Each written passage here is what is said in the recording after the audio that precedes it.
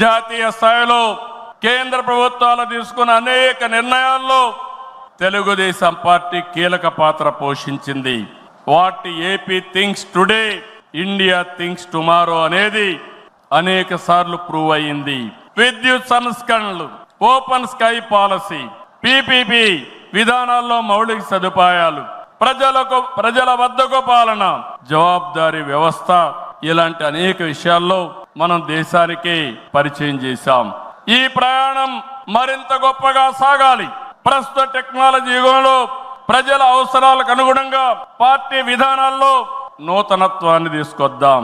ఈ దిశగా కడప గడ్డపై జరుగుతున్న ఈ మహానాడు అనేక నిర్ణయాలు చర్చించి భావి తరాల భవిష్యత్తు కోసం కార్యక్రమాన్ని రూపకల్పన చేస్తామని చెప్పి కూడా నేను మీకు తెలియజేస్తున్నా.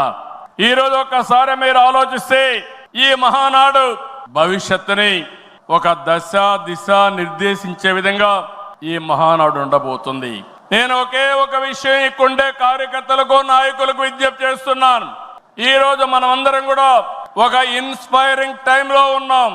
టెక్నాలజీకి మెచ్యూరిటీ వచ్చింది. స్వాతంత్రం వచ్చిన తర్వాత 78 సంవత్సరాల్లో ఏమి అభివృద్ధి జరిగిందో రాబోయే 22 సంవత్సరాల్లో అంతకంటే రెట్టింపు అభివృద్ధి జరిగే అవకాశం ఉంది. దీనికి కారణం ఈ దేశంలో ఉండే ప్రజలే కారణం అని చెప్పి నేను మీకు తెలియజేస్తున్నా. ఆ దిశగా ఈ మహానాడు ఒక చరిత్రలో మిగిలిపోతుంది. 2025 కడప మహానాడు ఒక చరిత్ర తిరగ రాయడానికి దోహదం చేస్తుందని మరొక్కసారి విజ్ఞప్తి చేస్తున్నాను.